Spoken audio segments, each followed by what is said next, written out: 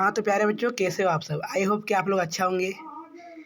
बच्चों, आज हम लोग क्लास 10th का आपके एग्ज़ाम से रिलेटेड 10th 40 VVI क्वेश्चन देखने वाले बच्चों, जो आपके एग्ज़ाम के लिए वेरी वेरी इंपॉर्टेंट है बच्चों। आज हम लोग साइंस सब्जेक्ट का जो है सो जो पिछले साल बोर्ड एग्ज़ाम में पूछा गया था बच्चों, उसी को आज हम लोग देखने वाले हैं। तो हम लोग बच्चों बिना देरी करते हुए शुरू करते हैं।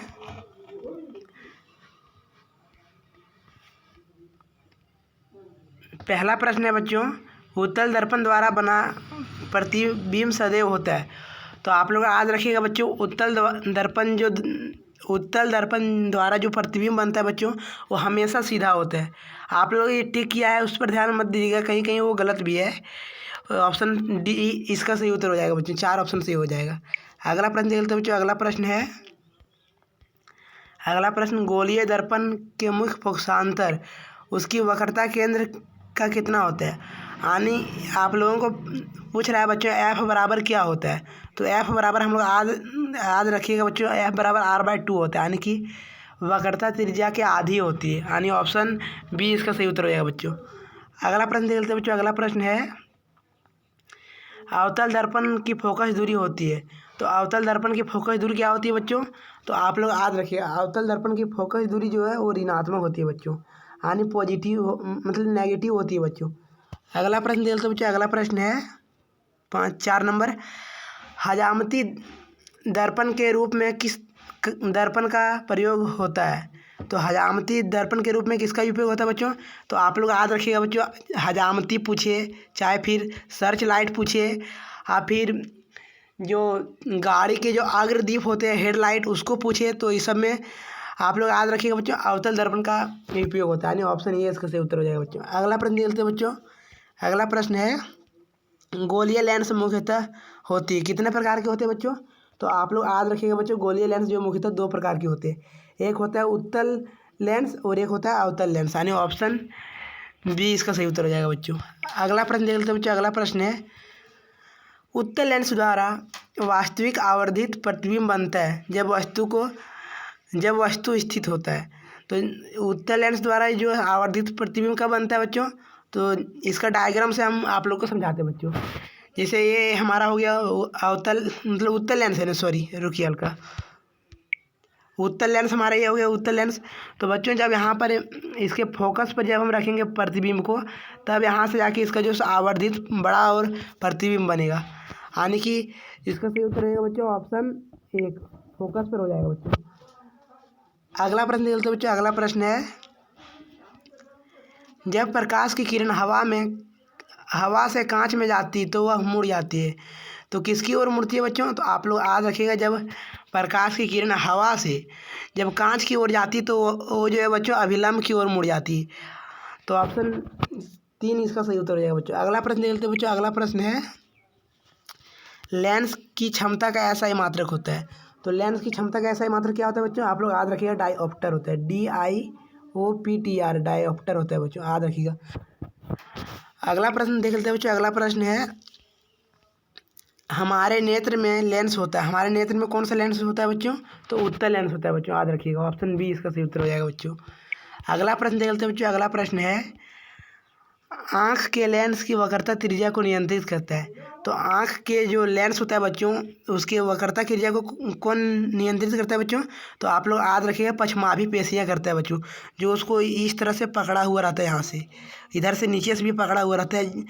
यही जो सो हमारे आँख की जो अभिनेत्र लेंस होती है, उसकी साइज को जो है सो नियंत्रित करता है। ऑप्शन 3 इसका सही उत्तर हो जाएगा बच्चों। अगला प्रश्न देख लेते हैं बच्चों। अगला प्रश्न है, स्पष्ट दृष्टि की अधिकतम दूरी का मानक है। तो स्पष्ट दृष्टि की अधिकतम दूरी कहाँ तक है बच्चों। तो मतलब अनंत है बच्चों। और यदि न्यूनतम दूरी पूछेगा बच्चों, तो याद रखिएगा 25 सेंटीमीटर हो जाएगा, न्यूनतम दूरी 25 सेंटीमीटर। अगला प्रश्न देख लेते हैं बच्चों। अगला प्रश्न है, अवतल लेंस के चश्मे का उपयोग करके किस दृष्टि दोष को दूर किया जा सकता है। तो किस दृष्टि दोष को दूर किया जा सकता है बच्चों। तो ऑप्शन 1 इसका सही उत्तर रहेगा बच्चों। इसका बच्चों आप लोग को एक ट्रिक बताता हूँ बच्चों। यदि आप लोग को पूछेगा अवतल यदि पूछेगा अवतल, तो आप लोग याद रखिएगा इसमें कितना अक्षर है बच्चों, 4 अक्षर है। तो इसमें एक घटा दीजिए, यानी कि एक घटाएंगे 3 अक्षर बचेगा, तो 3 अक्षर में आता है निकट। और यानी कि अवतल दर्पण का जो प्रयोग किया जाएगा निकट दृष्टि दोष में बच्चों। और अगला एक होता है उत्तल दर्पण बच्चों। उत्तल मतलब उत्तल लेंस बच्चों। उत्तल लेंस का प्रयोग कब किया जाएगा बच्चों, तो उत्तल में 3 अंक है, तो इसमें एक हटा दीजिए साइड का, तो इसमें कितना बचा, 2, यानी दूर हो जाएगा बच्चों।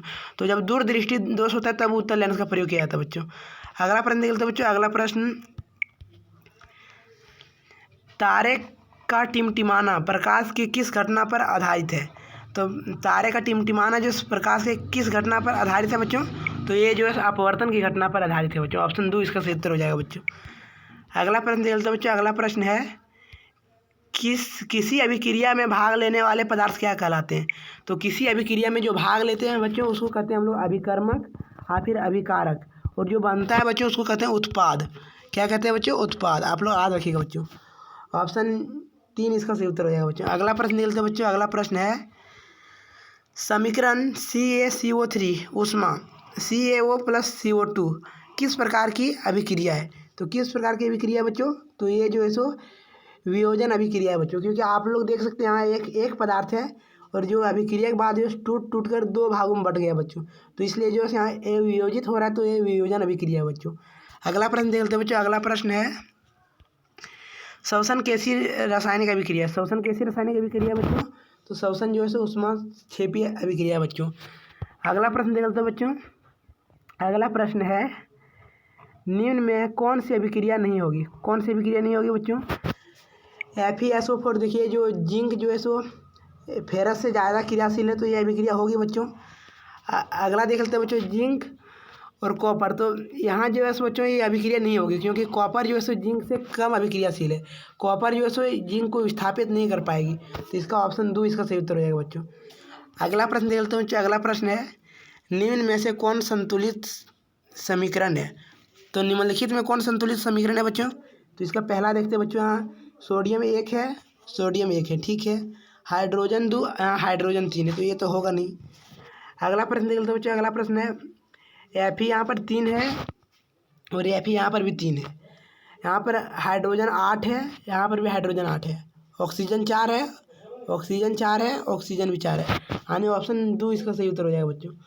अगला प्रश्न देख लेते हैं बच्चों। अगला प्रश्न है,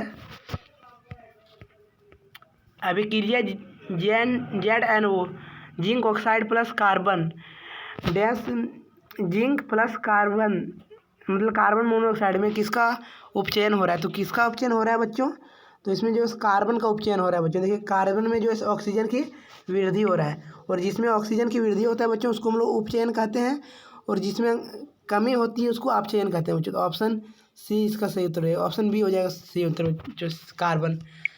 अगला प्रश्न देख लेते हैं बच्चों। अगला प्रश्न है, कौन सा पदार्थ लाल लिटमस पत्र को नीला कर देता है। तो कौन सा पदार्थ जो है सो लाल लिटमस पत्र को नीला कर देता है बच्चों, तो यह हो जाएगा क्षार बच्चों। ऑप्शन B इसका सही उत्तर हो जाएगा बच्चों। इसका भी एक ट्रिक बताते हैं बच्चों आप लोग को। इसका ट्रिक होता है अनिल।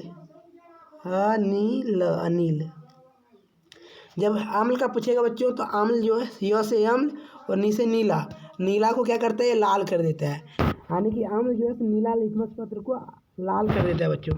और एक और ट्रिक होता है बच्चों, छलनी, यानी कि बच्चों क्षार जो है सो लाल लिटमस पत्र को नीला कर देता है। तो यहाँ आप लोग क्वेश्चन में देख पा रहे हैं बच्चों, जो लाल लिटमस पत्र है उसको नीला कर दे रहा है, तो वो क्या होगा बच्चों। तो इसका आसान सी बात है कि ये जो है तो क्षार ही होगा बच्चों। अगला प्रश्न देख लेते हैं बच्चों। अगला प्रश्न है, निम्न में से कौन सा दुर्बल अम्ल है। तो निम्न में से कौन दुर्बल अम्ल है बच्चों, तो जो है इसका सही उत्तर हो जाएगा बच्चों HNO3। नाइट्रिक अम्ल जो है बच्चों एक दुर्बल अम्ल है। अगला प्रश्न देख लेते हैं बच्चों। अगला प्रश्न है,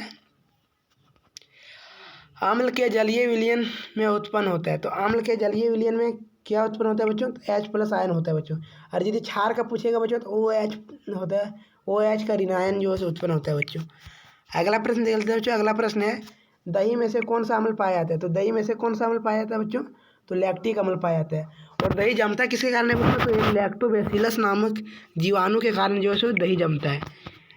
अगला प्रश्न है बच्चों, अम्लीय विलयन का पीएच मान होगा। तो अम्लीय विलयन का पीएच मान कितना होगा बच्चों? 7 से कम होगा बच्चों। आप लोग को पीएच स्केल याद होगा बच्चों, यहाँ पर रहता है 7 बीच में, और 7 से जो नीचे रहता है वो अम्ल होता है बच्चों, और जो 7 से आगे रहता है वो क्षार होता है। तो इसलिए अम्लीय विलयन का जो पीएच मान होगा बच्चों 7 से इधर कम ही होगा। अगला प्रश्न देख लेते हैं बच्चों 25 नंबर। अगला प्रश्न है, कौन अधिक क्षारीय है? तो कौन अधिक क्षारीय है बच्चों? तो जिसका पीएच मान 7 से ज़्यादा अधिक होगा। तो 7 से ज़्यादा अधिक किसका मान है बच्चों? तो ऑप्शन डी में हमको नज़र आ रहा है, पीएच मान इसका 14 है बच्चों, तो इसलिए यह क्षारीय होगा, अधिक क्षारीय होगा बच्चों। अगला प्रश्न देख ले बच्चों। अगला प्रश्न है, विरंजक चूर्ण का रासायनिक सूत्र है। तो विरंजक चूर्ण का रासायनिक सूत्र क्या होता है बच्चों?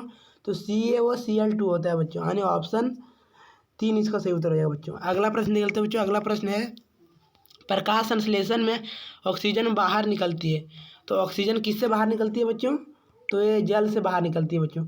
आप लोगों को पता होगा बच्चों, जो पत्तों में जो रंध्र पाया जाता है बच्चों, पत्तों में जो रंध्र पाया जाता है, इससे जलवाष्प निकलता है, जिसमें H2O निकलता है, और इसी से जो है ऑक्सीजन निकलता है बच्चों।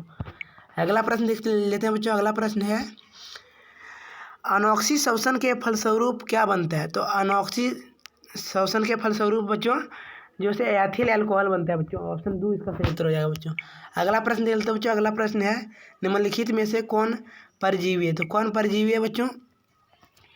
तो इसमें मच्छर, निम्नलिखित में से कौन परजीवी है, यानी कि इसमें कौन परजीवी है बच्चों? मच्छर भी, तो दूसरे के पर ही जीवित रहता है, प्लाज्मोडियम भी, आर्किड भी, राइजोबियम इसका सही उत्तर हो जाएगा बच्चों, लेकिन राइजोबियम नहीं होना चाहिए बच्चों। ऑप्शन 4 इसका सही उत्तर हो जाएगा बच्चों, ऑप्शन 4 मच्छर होगा।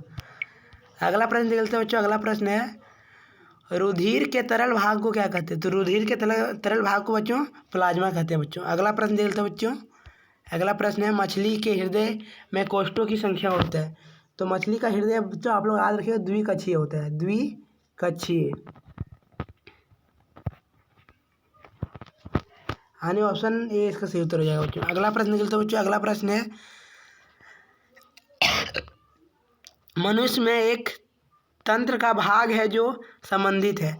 मनुष्य में विरिक एक तंत्र का भाग है जो संबंधित है। तो विरिक जो है सो किससे संबंधित है बच्चों? विरिक यानी कि किडनी, जो किडनी हमारा है बच्चों, वो जो है सो उत्सर्जन से संबंधित है। अगला प्रश्न देख लेते हैं बच्चों। अगला प्रश्न है, मैग्नीशियम पाया जाता है। मैग्नीशियम किस में पाया जाता है बच्चों? तो ये जो है सो बच्चों क्लोरोफिल में जो मैग्नीशियम पाया जाता है बच्चों, ऑप्शन ए इसका सही उत्तर हो जाएगा बच्चों। अगला प्रश्न देख लेते हैं बच्चों। अगला प्रश्न है, किसमें मुकुलन विधि द्वारा जनन होता है? तो किसमें मुकुलन द्वारा विधि जनन होता है बच्चों? तो हाइड्रा में मुकुलन द्वारा जनन होता है बच्चों, ऑप्शन 2 इसका सही उत्तर हो जाएगा बच्चों। हाइड्रा, जैसे हाइड्रा जो है बच्चों इस प्रकार का कुछ होता है बच्चों, इस प्रकार का होता है, और यहाँ से इसका जो है एक अलग बाहर निकलता है, और बाद में ये टूट के यहाँ से अलग हो जाते हैं। तो इसी को हम लोग कहते हैं मुकुलन विधि बच्चों। अगला प्रश्न है बच्चों। अगला प्रश्न, एड्स रोग किसके कारण होता है? तो एड्स रोग किसके कारण होता है बच्चों? तो ये जो विषाणु के कारण एड्स होता है बच्चों, ऑप्शन 2 इसका सही उत्तर है बच्चों। अगला प्रश्न निकलते हैं बच्चों, पराग कोष में होता है। तो पराग कोष में क्या होता है बच्चों? पराग कोष में परागकण होता है बच्चों। अगला प्रश्न निकलते हैं बच्चों। अगला प्रश्न है, पूर्ण विकसित अंडाशय कहलाता है। तो पूर्ण विकसित अंडाशय क्या कहलाता है बच्चों? तो उसको हम लोग कहते हैं बीजांड, यानी कि ऑप्शन सी इसका सही उत्तर हो जाएगा बच्चों। यानी जो अंडाशय में नहीं बच्चों, ऑप्शन सी इसका गलत हो जाएगा, सी नहीं होगा बच्चों, ऑप्शन 2 इसका सही उत्तर हो जाएगा, बीज होता है बच्चों। अगला प्रश्न देख लेते हैं बच्चों। अगला प्रश्न है, अनवीकरणीय ऊर्जा का स्रोत है। तो अनवीकरणीय जिसका नवीकरण नहीं कर सकते बच्चों वो है कोयला। अगला प्रश्न देख लेते हैं बच्चों। अगला प्रश्न है, सौर ऊर्जा को सीधे विद्युत ऊर्जा में बदलने वाली युक्ति को कहते हैं। तो उसको क्या कहते हैं बच्चों? सौर सेल कहते हैं बच्चों। अगला प्रश्न देख लेते हैं बच्चों। अगला प्रश्न है, जो कि शायद लास्ट प्रश्न है इसका, निम्नलिखित में कौन मुख्यतः जैव गैस संगठन है? तो कौन है बच्चों? तो मीथेन। आप लोगों को पता होगा बच्चों कि मीथेन जो है सो गोबर से बनाया जाता है, जिसको हम लोग इधर गोबर गैस भी कहते हैं बच्चों, गोबर से बनाया जाता है बच्चों। तो आई होप कि बच्चों आप लोग को समझ में आया होगा, और अगर आप हमारे चैनल पर न्यू हैं बच्चों तो हमारे चैनल को सब्सक्राइब कर लीजिए बच्चों, और आप लोग मुझे सपोर्ट कीजिए बच्चों। तो इसी प्रकार आप लोग का जो है सो हम वीडियो बना के देते रहेंगे बच्चों, ताकि आपके बोर्ड एग्ज़ाम में आप लोग बेहतर कर सकें। फिर से मिलते हैं अगले धमाकेदार वीडियो के साथ। धन्यवाद। जय हिंद।